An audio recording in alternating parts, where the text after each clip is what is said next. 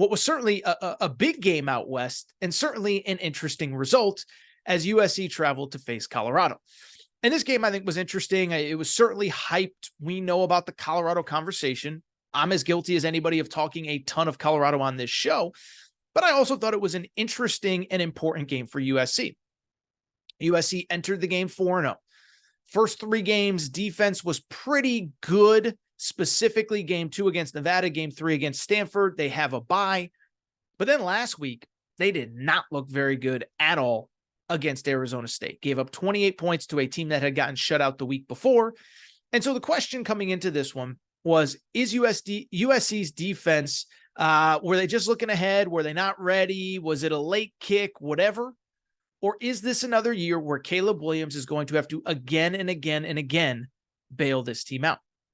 Well, on Saturday, we got our answer because USC, a 21.5 point favorite in this game, in complete control early, up 34-14 at the half. And then in the second half, they could not get a single stop as all of a sudden a game that was seemingly out of hand came down to the final few possessions. USC wins 48-41. But in a game where they give up 41 points, 563 yards of total offense, the big story here is pretty straightforward. Is USC going to waste what is almost certainly the final year of the Caleb Williams era because they have not figured out their defense? And how, frankly, mad should we be at Lincoln Riley for potentially wasting this Caleb Williams era? Now, in terms of the game itself, let me start with a few things. One, Caleb Williams is freaking special, man. I almost used the other F word. I'm glad I did it. I'm glad I caught myself. I mean, this kid is unbelievable.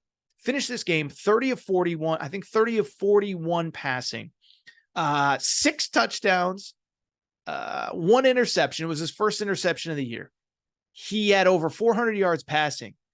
And again, it was a game where, one, his skill set was on display. I mean, the throws that he made, the reads that he made.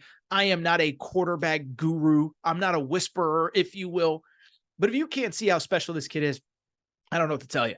He had 1 touchdown pass where he kind of moved in the pocket and felt the pressure and got outside the pocket, but didn't cross the line of scrimmage, throws off his back foot, boom, 45, 50-yard touchdown.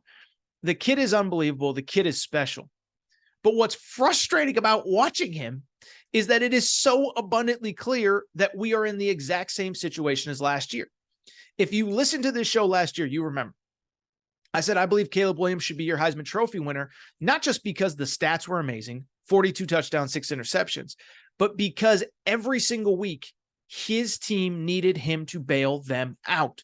I'm not going to go through all the games, but look at the back half of the schedule. They're giving up 40, 32, 34, 37 points game after game after game, and Caleb Williams had to be great game after game after game.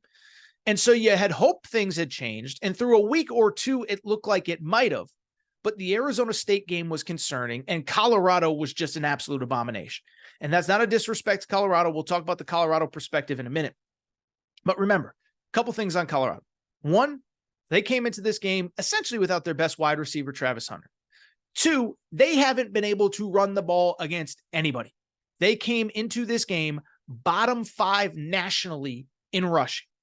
Had 40 yards on 26 carries last week against Oregon. I'm not great at math, but that comes out to about 1.5 yards per carry. That ain't good.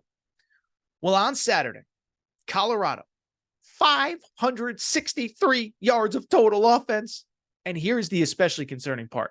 193 yards on the ground, 5 yards per carry for one of the worst rushing offenses in all of college football.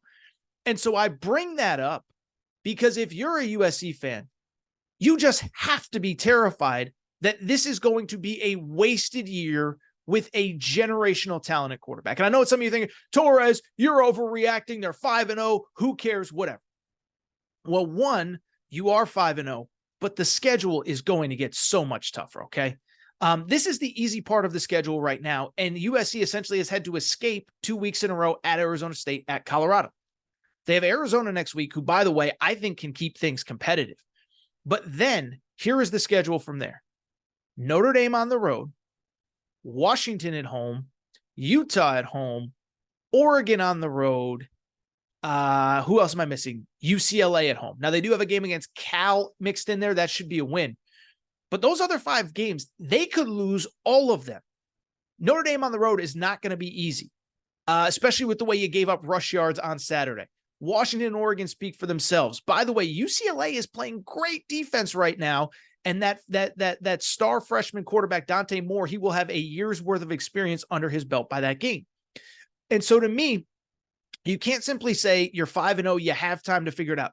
No, you don't, because the schedule is going to get so much tougher. And it comes back to what I said. You are going to waste maybe the best quarterback that you'll ever have if you're Lincoln Riley and Caleb Williams. And listen, I'm not like fire everybody and this guy stinks and that guy stinks and whatever. But at the same time, let's call a spade here. As great as Lincoln Riley is, he's had Heisman Trophy finalists in basically every year he's been a head coach. Baker Mayfield wins it. Kyler Murray wins it. Jalen Hurts is at the ceremony. Caleb Williams wins it last year for USC. But I think we can all agree. Caleb Williams is different than Baker Mayfield for sure. Different than Kyler Murray for sure. Even different than Jalen Hurts. And there's no guarantee that you get this kind of talent again. And so to waste it because you did not figure out your defense in the offseason, because yes, you went to the portal, but you brought back the same defensive coordinator who wasn't getting the job done at Oklahoma, who didn't get the job done last year. I'll take it a step further. You know, you talk to people in this sport, people say part of it is how Lincoln Riley practices. Doesn't have physical practices. It's about whatever.